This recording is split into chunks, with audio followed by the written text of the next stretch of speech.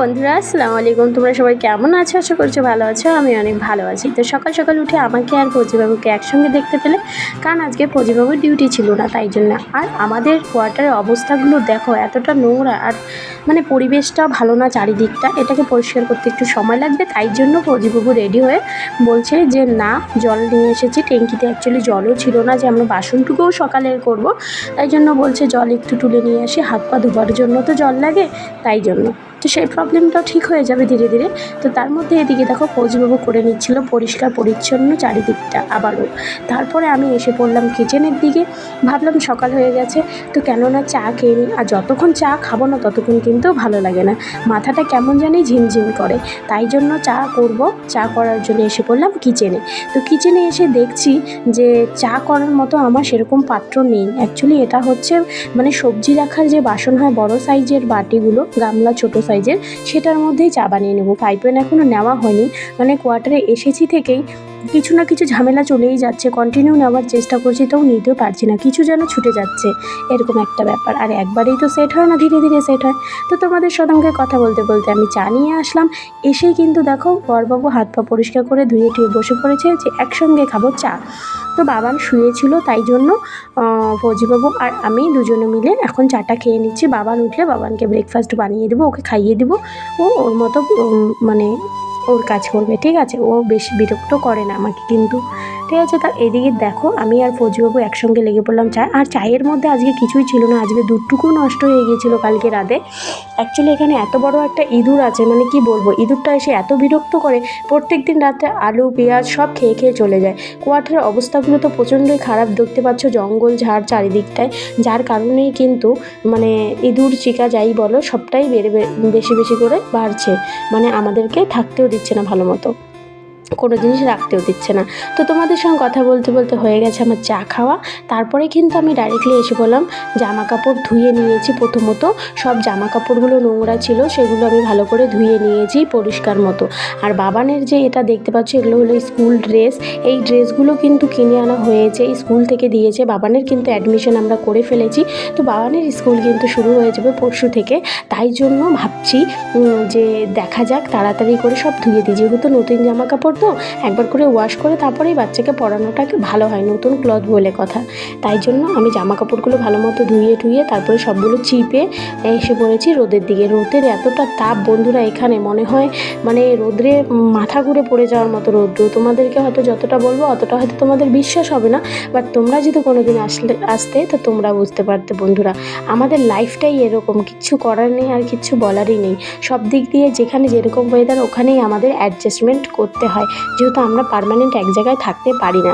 আর এতদিন পরে বরের সঙ্গে আসার সুযোগ পেয়েছি, ফৌজিবাবুর সঙ্গে থাকার, এটার স্বপ্ন আমরা মানে প্রত্যেকটা নারী, প্রত্যেকটা প্রবাসীর বউরা এটাই ভেবে থাকি আমরা, যে আমাদের হাজব্যান্ডের সঙ্গে কখন আমরা থাকতে পারবো, ওদের কাছে যেতে পারবো, বা ওদের সঙ্গে কোয়ার্টারে থাকতে পারবো, বা আউট লিভিং থাকতে পারবো। সেটাই অপেক্ষায় কিন্তু আমরা অপেক্ষা করে থাকি, তাই না? যেমন আমরা বাড়িতে থাকলে কিন্তু তাদের সঙ্গে দেখা করার জন্য 3 মাস 4 মাস 6 মাস অপেক্ষা করে থাকতেই হয় আমাদেরকে, কিন্তু এখন তো সেই ব্যাপারটা নেই, তাই না?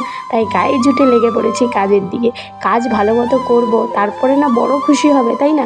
আর নিজেকেও একটু পরিষ্কার গুছিয়ে মানিয়ে রাখতে আমার খুব ভালো লাগে, কারণ হলো নোংরা থাকতে ভালো লাগে না। সবটা করতেই হবে, আমাদের যেটা কাজ ডেলি রুটিনে সেটা কিন্তু আমাদের মেনটেন রাখতে হবে। আমরা যতটাই ভিডিও করি, ব্লগ করি, তোমরা হয়তো ভাবো যে ব্লগ করে, এডিট করে, এই করে সেই করে, সময় হয়তো পায় না, কিন্তু বাট একদিন তোমাদের হোম ট্যুর করেও আমি দেখাবো। তোমরা যদি বলো কোয়ার্টারে ট্যুর করে দেখাও, তাহলে কিন্তু আমি কোয়ার্টারে ট্যুরটুকুও দিব, কতটা মানে সেট করতে পেরেছি। তো আমার জামা কাপড় হয়ে গেছে শেষ। তারপরে আমি চলে এসে গিয়েছিলাম রুমের দিকে। রুমে এসে দেখছি টেবিলের যে ক্লথটা ছিল দেখো কর্নারের সাইডটা গেছে খুলে, তো সেটাকে কিভাবে সেট করব ভাবতে পারছিলাম না। তো বড়বাবু বলছে সেলোটেপ দিয়ে লাগিয়ে দাও, ঠিক আছে? তো আমি আবার বললাম যে সেলোটেপ দিয়ে লাগালে কি থাকবে, পুরোটাই খুলে গেছে। তাই জন্য আমি পুরোটাকে মানে আমি ভাবছি যে পুরোটাকে বেশি কিছু না করে সেটাকে খুলে রেখে দিই, তাই না? বারবার করে মানে ঝুলতে থাকবে, সেলোটেপ দিয়ে কতদিন থাকবে বলো তো? আর টোটালটা সেলোটেপ এত লম্বা লাগানো বাজে লাগবে দেখতে, তাই জন্য আমি সেলোটেপ লাগাইনি। ঠিক আছে। ও আমাকে বলেই যাচ্ছে সেলো টিপ লাগাও, আমি বলছি না আমি লাগাবো না সেলো টিপ লাগালে থাকবে না, ঠিক আছে। তো আমি মনোযোগ দিয়ে ওর কথাগুলো শুনছিলাম, কারণ আজকে ওর কিন্তু ডিউটি ছিল না। তোমরা হয়তো ভিডিওতে আজকে ওকে দেখতে পাচ্ছ ব্লগে, কারণ হচ্ছে আজকে ও ছুটি আছে, 1টার থেকে ডিউটি যাবে। তো সকালে ফার্স্ট ডিউটি পড়েনি আজকে, তাই জন্য কিন্তু দুজন ভালো মতো করে আমরা একসঙ্গে আছি। অ্যান্ড ব্লগেও হয়তো অনেক সময় ওকে দেখতে পাচ্ছ। দেখো আমি ছিঁড়ে নিয়েছি, নিয়ে চলে গেলাম রুমের দিকে, এখন চলে যাব, সেটাকে রেখে দিয়েছি। তারপরে চলে আসলাম রুমের দিকে, বাবানও উঠে পড়েছে ওয়াশরুমে, ওয়াশ হতে চলে গেছে বাবান। এদিকে আমি ভাবছি জামা কাপড়গুলো ভালো করে আমি বেডশিটটা বিছিয়ে নিই, কারণ বেডশিট যতক্ষণ গুছানো না থাকে বিছানা, মনে হয় অস্বস্তি বোধ হয়, মানে কি কাজ যে হয়নি আমাদের সংসারে এরকম লাগে। কিন্তু প্রত্যেকটা মহিলাই কিন্তু সর্বপ্রথম উঠে বিছানার দিকেই তাকিয়ে দেখে, আর কেউ আসলে বাড়িঘরের দিকে বিছানাটাই যদি গুছানো না থাকে মনে হয় ঘর এলোমেলো করে আছে, তাই না? তাই জন্য ঝটপট করে আমি গুছিয়ে নিচ্ছি, কারণ কোন সময় কে আসে না আসে, আশেপাশের কোয়ার্টারও কিন্তু ভরা শুরু হয়েছে, কেউ কোনো কিছু চেতে আসলো বা কিছু, আর নিজেকেও একটু খারাপ লাগে, নিজেকে দেখতেও তো একটু ভালো লাগা দরকার না, ফ্রেশ ফিল হওয়া দরকার। তাই জন্য তো আমি এদিকে কাজ করছি, দেখো তোমাদের দাদাভাই পিছনে এসে দাঁড়িয়ে আছে, কথা বলছে, বলে কি করো, ধীরে ধীরে করো। আমি বলছি না আমি তাড়াতাড়ি করে নেবো তাহলে ভালো, মানে যত তাড়াতাড়ি আমি কাজ করতে পারবো আমি কিন্তু ফ্রি ততটাই হতে পারবো, তাই না? তাই জন্য কিন্তু আমি লেগে পড়েছি কাজে। আর সকালবেলা উঠেই কিন্তু আমার বেশ ভাল লাগে না আদার্স কোনো দিকে আর টাইম পাস করা বা আধা ঘন্টা 1 ঘন্টা বাইরের দিকে হাঁটা চলা আমার পছন্দ না। যতটুকু হাঁটবো, তারপরে এসে পড়ে কোনো গল্প টল্প নেই কারোর সঙ্গে, সোজাসুজি কিন্তু আমি কাজের দিকে লেগে পড়ি। কারণ হলো আমার কাজটা মনে হয় অনেকটা বেশি এরকম মনে হয়, মানে সব কিছু আমাকে মানে টাইম টেবিল হিসেবে আমাকে মেনটেন করতে হয় বন্ধুরা। আর আমাকে টাইম টেবিল মেনটেন করতে কিন্তু খুব ভালো লাগে, কারণ হলো আমি চাই না আমার হাজব্যান্ডের চোখে কোনো সময় কোনো প্রকার মনে হোক যে আমি কাজ করতে পারছি না, এরকম সেরকম সেই জিনিসটা যেন ওর বোধ না হয়। তাই জন্য কিন্তু আমি ভালো মতো সবটা মেনটেন করার চেষ্টা করি। আর তোমরা সবাই আমার জন্য একটু দোয়া করবে আর সাপোর্ট করবে, যেন আমি আরও এগিয়ে যেতে পারি। কোয়ার্টারে এসেছি যেন লাইফটাকে ভালো মতো কাটাতে পারি। কোয়ার্টারে আসার জন্যই এত কষ্ট, এত ব্যথা ব্যতিক্রম করেই আমরা আসলাম, ঠিক আছে। তো তোমরা একটু প্লিজ আমার জন্য দোয়া করো, আমার জন্য একটু তোমরা যা বলো প্রার্থনা করো। আর তোমাদের আশাতে আর তোমাদের ইয়েতে আমার প্রায় 10K সাবস্ক্রাইবার পুরো হওয়ার দিকে। তো তার জন্য অসংখ্য ধন্যবাদ, তোমরা এতটা সাপোর্ট দেখাচ্ছ, মানে সেটা বলার মতো না, যতটাই হয়তো বলবো ততটাই হয়তো কম। তো দেখো আমার এদিকে তোমাদের সঙ্গে কথা বলতে বিছানাটাকেও কিন্তু গোছানো শেষ হয়ে গেছে। তারপরে বর আবার আমার সঙ্গে কথা বলা শুরু করে দিচ্ছে, আমি যখনই কাজ করছি ও কিছু না কিছু বলেই যাচ্ছে। তারপরে বলছে তুমি অনেকটা কাজ করে নিয়েছো, আমার বর বলছে, তো বলছে কোল্ড ড্রিঙ্ক খাও, আসো বসো। তো আমাকে টেনে বসিয়ে দিল, ঠিক আছে। তুমি বসিয়ে বলছে না তুমি চুপচাপ বসো, তোমাকে একটু রিল্যাক্স করাই, তুমি কোল্ড ড্রিঙ্কটা খাও। তো দুজনের জন্য কোল্ড ড্রিঙ্ক বানিয়ে দিল। বাইরে যত রোদ্রুর পাওয়ার, এত গরমে অবস্থা নাজাহাল হয়ে গেছে আমাদের, ঠিক আছে। কোয়ার্টারে এত গরম তোমাদেরকে বলে বোঝাতে পারবো না বন্ধুরা হয়তো, ঠিক আছে। তো সেটাই হচ্ছে কথা, কিন্তু কিচ্ছু করার নেই, আমাদেরকে সব কিছুই মানিয়ে নিতে হয়, আর আমরা তার জন্য প্রস্তুত থাকি। তো তারপরে দেখো চিয়ার্স করে আমরা কিন্তু কোল্ড ড্রিঙ্কটা খেয়ে নিচ্ছি, কারণ কোল্ড ড্রিঙ্ক কিন্তু গরমের দিনে খুব ভালো লাগে। তাই বলে তো দুজনে কোল্ড ড্রিঙ্ক খেতে খেতে হাসি ঠাট্টা গল্প করছি, খুব ভালো লাগছে। আজকে যেহেতু ডিউটি নেই তো একটু মজা হচ্ছে, আজকে ভালো লাগছে, আজকে বেটার ফিল হচ্ছে। আমরা কিন্তু মানে কোয়ার্টারে আসার পর থেকে ওর কন্টিনিউ ডিউটি, ব্লগে হয়তো দেখতে পারো না তোমরা, কারণ ডিউটি থেকে ওকে ফুরসতই পায় না, ও ডিউটি থেকে টাইম পাচ্ছে না যে ও ব্লগে আসবে বা আদারওয়াইজ কোনো রকম কোনো কথাবার্তা তোমাদের সঙ্গে লাইভেও ঠিকমতো আসতে পারছে না, ও এতটা ব্যস্ত হয়ে গেছে বন্ধুরা। তো তারপরে আমি এসে পড়লাম কিচেনের দিকে, অনেক হাসি ঠাট্টা বরের সঙ্গে হয়ে গেছে। তারপরে কিচেনের দিকে এসে আমি ভাবলাম না চলো, কেননা কিচেনের দিকে রান্নাটা কমপ্লিট করা যাক। তো পেঁয়াজ টিয়াজ সব কিছু আমি কেটে নিয়েছি। আর আজকে কিন্তু একটা জিনিস তোমাদেরকে আমি দেখাবো, সেটা কুকারে আমি সিটি মেরে রেখেছি, সেই জিনিসেরই সবজিটা করব। সেই সবজিটা কী করব সেটাও তোমাদের সঙ্গে শেয়ার করব। আমি কিন্তু কোল্ড ড্রিঙ্কটা খেয়ে একটু বসে বরের সঙ্গে সেই জিনিসটা কাট করে নিয়েছিলাম। তো তোমাদেরকে সেটা দেখানো হয়নি, প্রত্যেকটা জিনিস তো আর দেখালে হবে না, সেটা তোমাদের ব্লগ না হলে অনেকটা বড় হয়ে যাবে।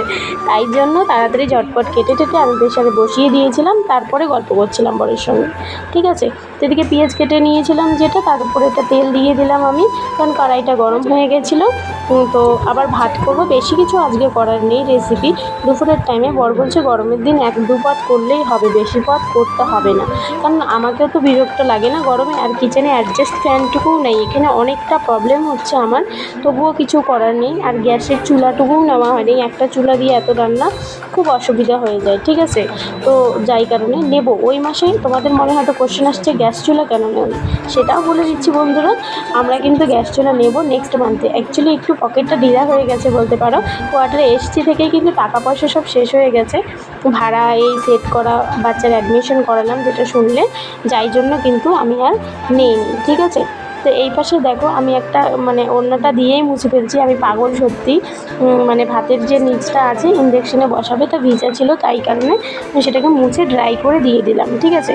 ড্রাই করে দিয়ে বরকে বলছি ভালো মতো করে তুমি বসিয়ে দাও, তো ও এদিকে বসিয়ে দিল, অনেকটা হেল্প করছে সত্যি। বর ছাড়া এই দুনিয়ায় কেউ নাই সর্বপ্রথম কথা।